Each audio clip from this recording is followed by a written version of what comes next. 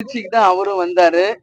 ஆஹ் அது வந்து நம்ம ஒரு நடிகராக அவர் வந்து 25 வருஷம் கடுமையா உழைச்சதின் விளைவாக இன்னைக்கு ஒரு உச்ச நட்சத்திரம். சோ அவருக்கு ஃபேன் ஃபாலோவர் நிச்சயமா அதிகமா இருக்கும்.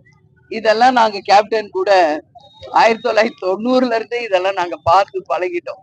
அதனால இன்னைக்கு விஜய் பாக்குறவங்களுக்கு புதுசா இருக்கும். உங்க எல்லாரும் சீனியர் ஜேர்னலிஸ்டா இருந்தா உங்களுக்கு தெரியும் கேப்டன் வரலாறு.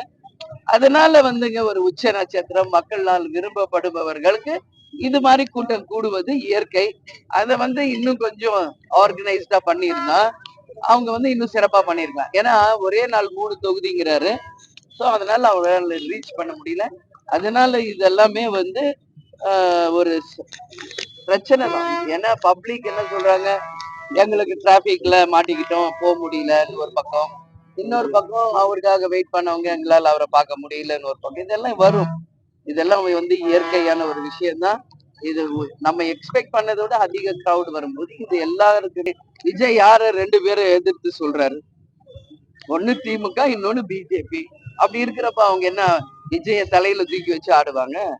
அதனால அவங்க அப்படிதான் குறை சொல்லுவாங்க. என்ன கேப்டனுக்கு என்ன குறைஞ்ச வருஷத்திலேயே முதல் ஆண்டிலேயே 8.33% ப்ரூவ் பண்ணார். அடுத்த தேர்தல்ல பார்லிமெண்ட்ல 10.33 ப்ரூவ் பண்ணார். குறைந்த கால வருஷங்களிலே எதிர்கட்சி தலைவர் அப்ரூவ் பண்ணியிருக்காரு.